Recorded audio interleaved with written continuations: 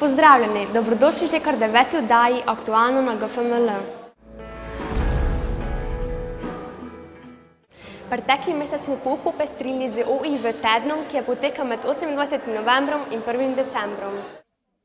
Teden OIV je teden obveznih izbirnih vsebin, kjer nam zunanji predavatelji pomagajo, da naši dijaki spoznajo nova, neformalna znanja, ki jim kasneje pomagajo pri njihovi izobraževalni in pa poklicni poti.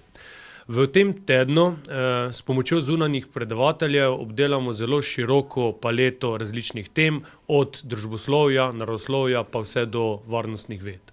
Med pestro izbiro vsebin, ki so bile na voljo dijakom, bi izpostavili najzanimivejše. Tako je dijake pri uri policije policist opozoril, kakšne so lahko posledice uživanja alkohola med vožnjo z avtom. Prav tako pa je bilo dijakom povedano pravilno ravnanje v prometu. Zelo zanimivo in kljub temu zelo poučno za življenje je bilo pri uri prve pomoči, kjer so se dijaki preizkusili pri nudenju prve pomoči ponesrečencu. Tako so se naučili osnovnih oskrb različnih poškodb in umetnem dihanju. Mladi pogosto zaradi težav doma in v šoli zapadejo v alkoholizem. Pri uri Mladi in alkohol nam je predavateljica nazorno prikazala zgodovino vin in pravilno uživanje le-teh. Gimnazijci smo zelo ponosni, da je bila samo za nas prvič organizirana krvodajalska akcija, ki smo se jo kljub strahu pred iglami z veseljem udeležili in tako svojo krvjo mogoče rešili kakšno življenje. Zabaven, zanimiv in seveda zelo poučen teden OIV se je hitro končal. Dijaki GFML smo zelo veseli, da nam profesorji omogočajo tudi takšne oblike učenja, ki nam bodo koristile v nadaljnjem življenju. Med OIV tednom so se dijaki 3. letnika odpravili na ekskurzijo v Zagreb.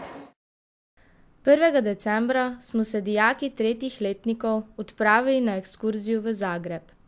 Najprej smo si ogledali muzej slavnega hrvaškega košarkaša Dražena Petrovića. Potem smo se odpravili v tehnični muzej, kjer smo videli izvedbe različnih poskusov, stara prometna sredstva in planetarij, v katerem smo se naučili marsikaj zanimivega o zvezdah. Po ogledih smo se napotili na trg Bana Jelačića, kjer smo že začutili čar Božiča preko različnih božičnih stojnic in petja. Zatem so sledili ogledi različnih sakralnih stavb, kot so sinagoga, džamija, pravoslavna cerkev in Zagrebška katedrala. Po pestrem, precej zanimivem in poučnem dnevu smo se v mraku odpravili proti domu.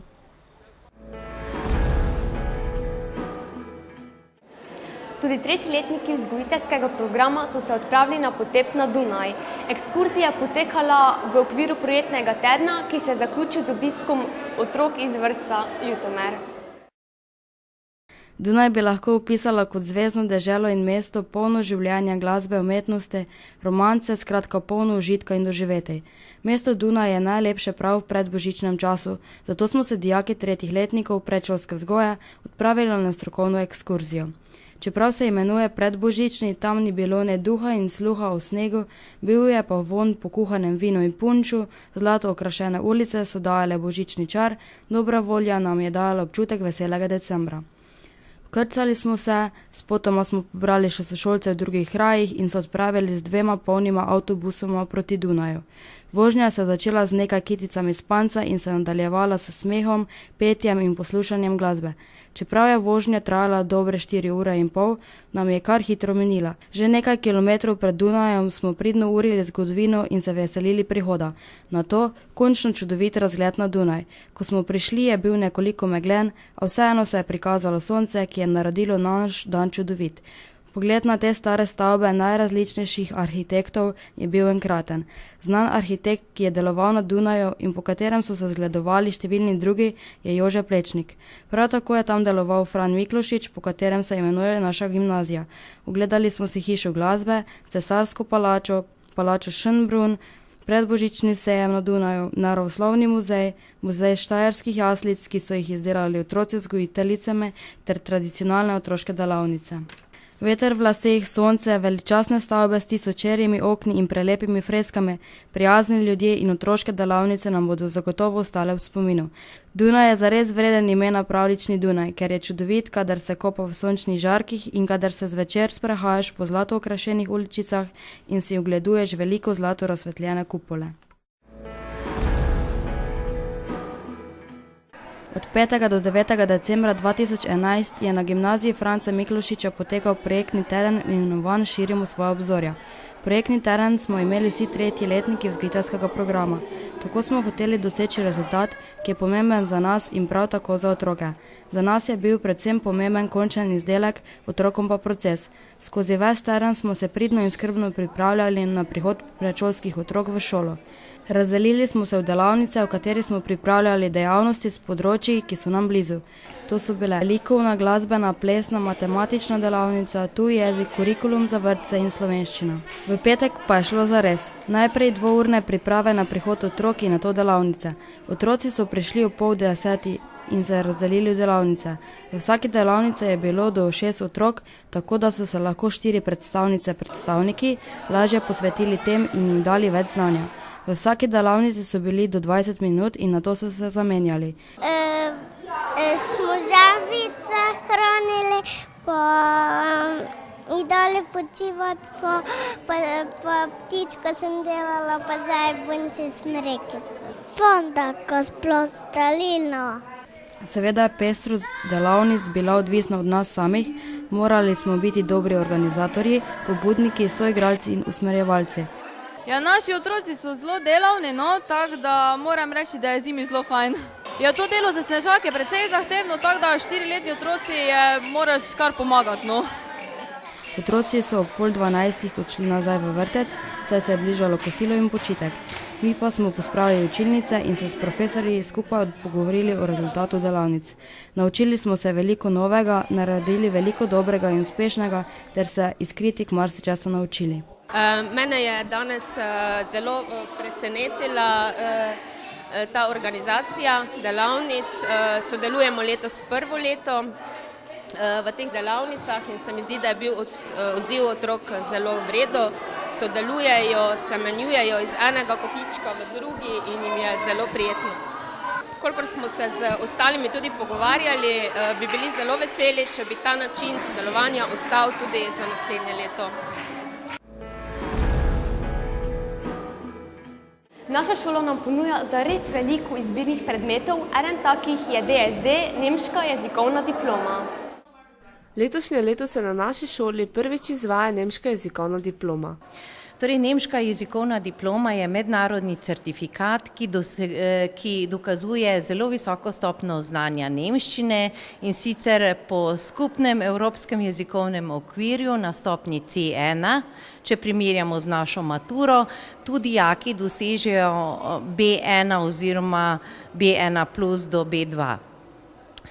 Velika prednost je, da ima seveda mednarodno veljavo in tako omogoča tudi dijakom, ki dobijo to diplomo, študij v nemško govorečih deželah, lahko zaprosijo za štipendijo nemške vlade in kasneje seveda pri zaposlitvi dolgoročno gledano imajo absolutno prednost kot kandidati. Mi vemo, da je danes treba prositi za službo z kar nekaj aduti v žepu in to je prav gotovo eden izmed zelo močnih, ki prepriča bodoče delodajalce. Dijaki lahko ta predmet obiskujejo izbirno.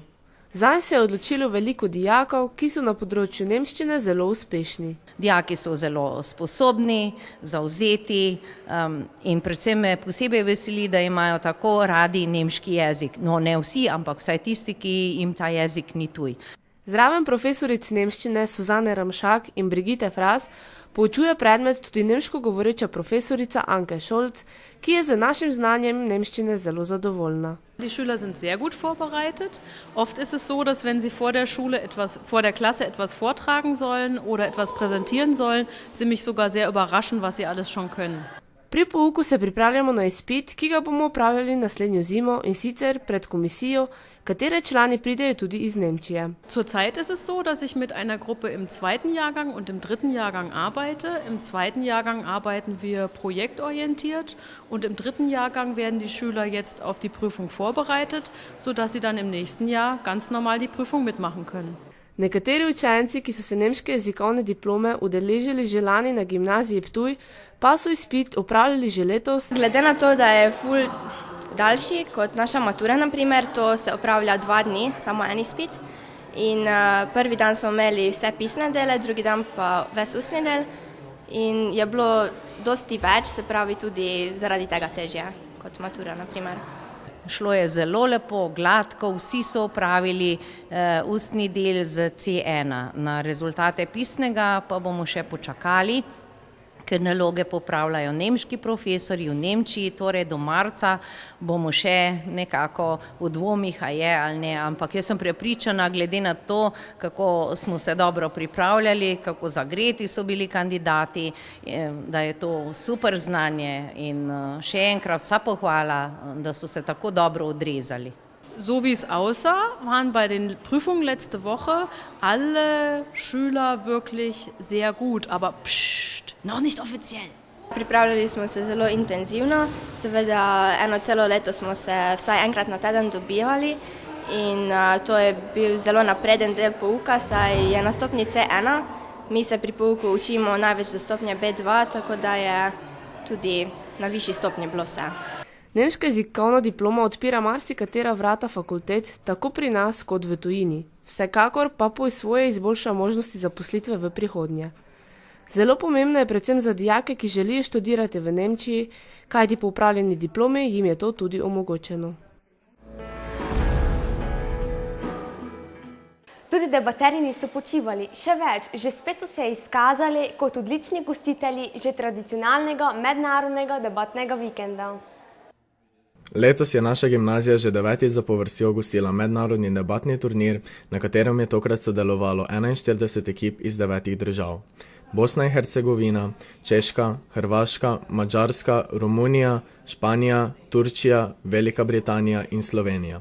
Okay, so I'm from Czech Republic. I'm debating here, of course, and what else should I say? I'm from Open Gate Debate Club in Czech Republic, which is one of the best one in Czech Republic. My team, our name is Czech Blue A, and we are a really good team, but unfortunately we didn't break into the quarterfinal, but I think it was just a bad luck because we are a really good team here. Well, I came to the tournament to debate and, to improve my skills. We arrived Wednesday and we had a really good time here. And I just wanted to really compete and see how I compare to international students around the world. I think generally, we did well. I mean, we got to the quarterfinals and so that's an achievement itself. V četrtfinalu so se uvrstile 4 slovenske ekipe, med njimi je bila naša ekipa v sestavi Živa Antolin, Zoran Fijavš in Jure Petovar na prvem mestu kot edina neporažena ekipa z 6 zmagami. Ostali četrtfinalisti so tudi bili Ipstok A iz Velike Britanije, Romunija A, druga Maribor A, Cardinal Pol B iz Velike Britanije, Hrvaška A, Litija A in Celje Center A. V polfinale so se nadalje uvrstili še Litija A, druga Maribor A, Celje Center in Hrvaška, v finalu pa sta se soočili Litija A in druga Maribor, zmagovalka je pa tokrat bila Litija. V bistvu smo šli bolj tako na blef, tako povedano, pa smo se pač uvrstili naprej, tako da toliko boljše za nas. Ja, pa malo smo ziher razočarani, ker smo pač vseh 6 debat prejšnjih zmagali in pa smo zdaj malo razočarani, sam pa ni nam hudega. Ja, konkurenca je bila precej dobra, tudi slovenske ekipe so letos precej dobre. Naša dijakinja Živa Antolin se je med 123 debaterji uvrstila med 10 najboljših govorcev, njena ekipa pa na 6. mesto med 41 ekipami. Teme, na katere je 123 mladih Evropejcev debatiralo in tekmovalo, so bile dokaj zahtevne. Pripravljene debate so bile o tem, ali naj nehamo pošiljati človeške posadke v vesolje, ali naj bo vladam dovoljeno med državljanskimi nemiri onemogočiti socialna omrežja, ali je kapitalizem sovražnik ekologije in ali je možen mir na Bližnjem vzhodu brez neodvisne države Palestine. Teme, na katere so imeli uro časa za priprave, pa so bile v tem, ali naj država omogoči vsem brezplačen dostop do interneta, ali naj bo medijem dovoljeno objavljati grozljive slike pobojev v vojni in ali naj ima vsak državljan na volitvah možnost enega glasu za in enega proti. Naš turnir pa je seveda še veliko več. Imeli smo mednarodni večer, na katerem so naši tuji gostje iz različnih delov sveta predstavili svoje značilnosti, kulturo, pripravili so nam kakšno glasbeno točko, ponudili kaj za pojesti, gostje za Bosne in Hercegovine pa so nas zabavali z vici o Bosancih. Našo šolo sta predstavila debaterja Zoran Fijoš in Mihael Pojbič s kitarskim duetom in Primož Sršen in Tadej Recek, ki sta z diatoničnimi harmoniki in slovensko narodno glasbo pripravila debaterje, da so kar zaplesali. Tudi dijaki in učitelji so svojimi prispevki popestrili pouk. Več kot 50 naših dijakov in dijakinj je gostilo tuje debaterje na svojih domovih in na ta način izkusilo čar mednarodnega in medkulturnega sodelovanja. Dijaki drugih letnikov so se preizkusili v vlogi turističnega vodiča, ker so tuje goste vodili po Ljutomeru in razlagali njegovo zgodovino in posebnosti. The country is welcoming, students are welcoming, very accommodating. Weather's a bit rubbish, but what can you do about that? Can't have everything, right? Iz različnih šol dobivamo zahvalna pisma, ki pričajo o uspešnosti naših dijakov v vlogi gostiteljev in profesorjev Lijane Miholič, Martine Domajnko in Saša Pergarja ter še mnogih drugih.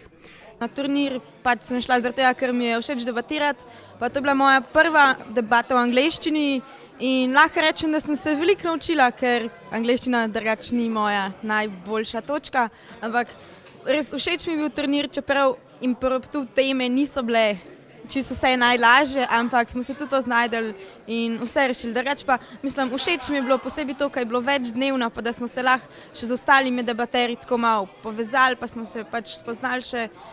Mislim, meni je bilo res všečno. Je zelo veliko za razmišljati in si utrujen, posebej, če ne spiš po noč.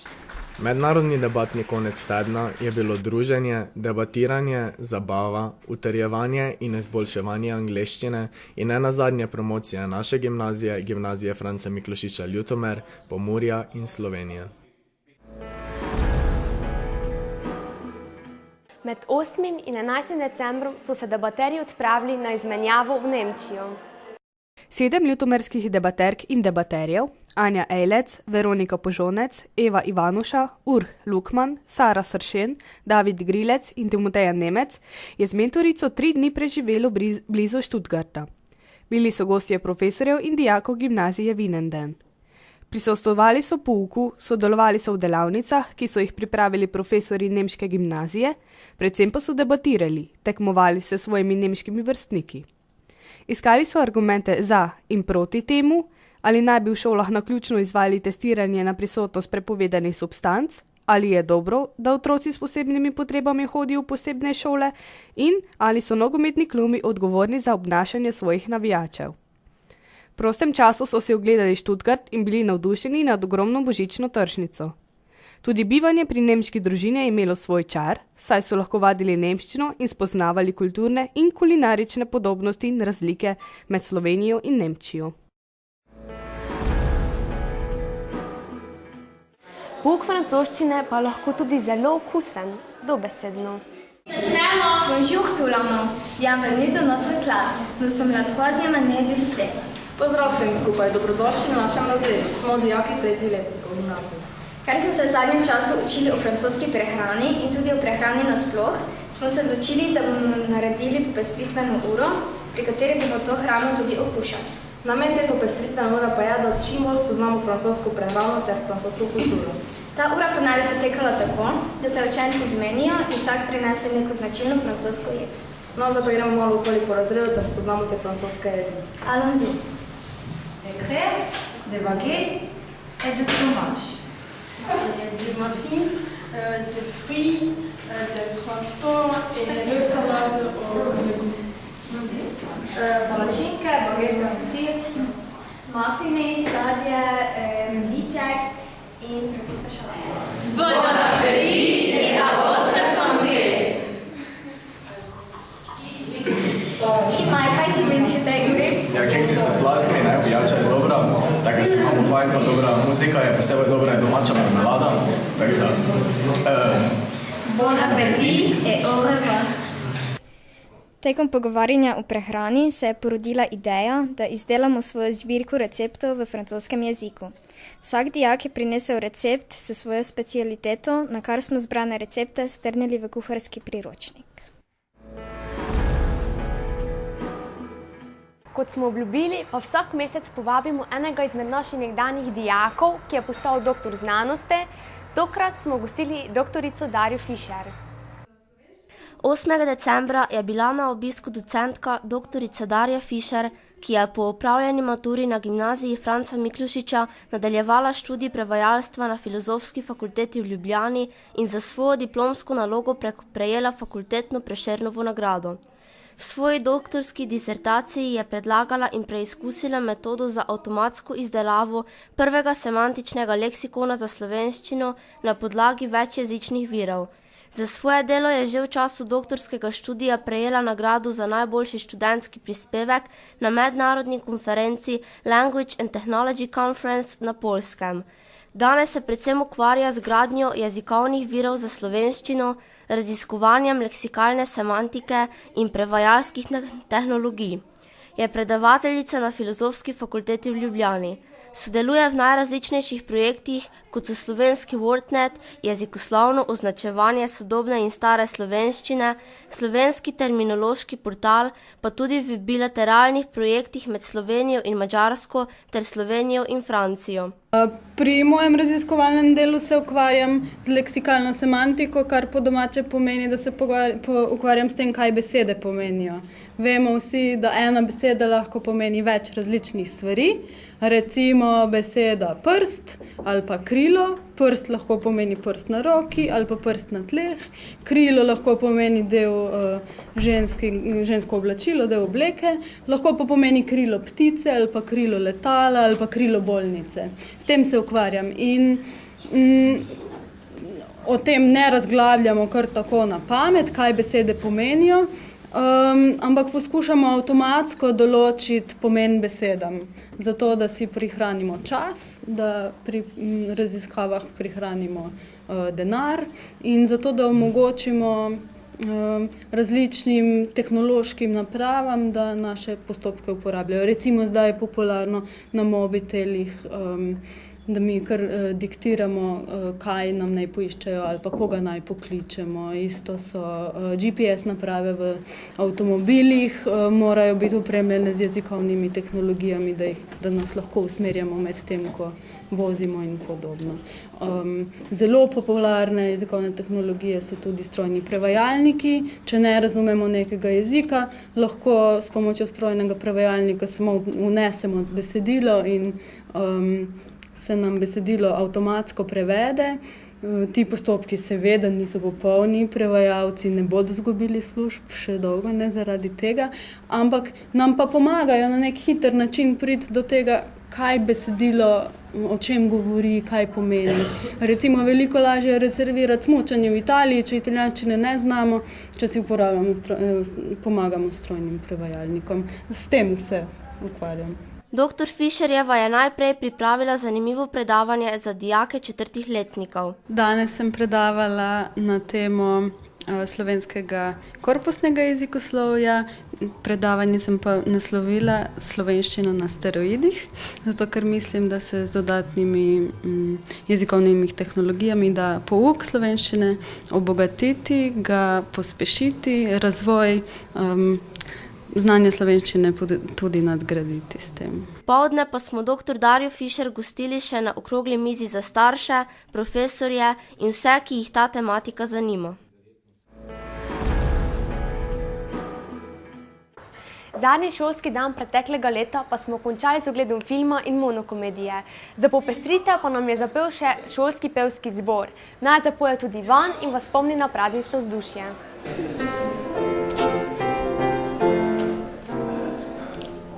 Let it on the mountain, oh, let it on the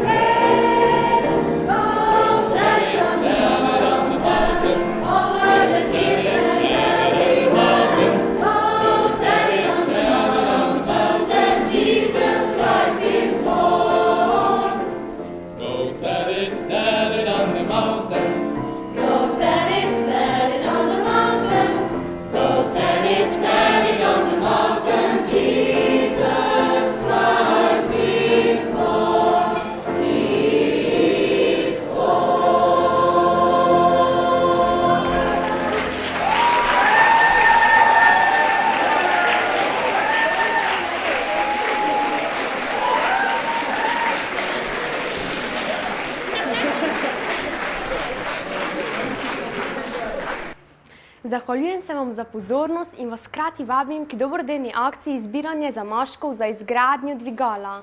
Lahko pa pošljete tudi SMS. Se vidimo naslednji mesec. Adijo!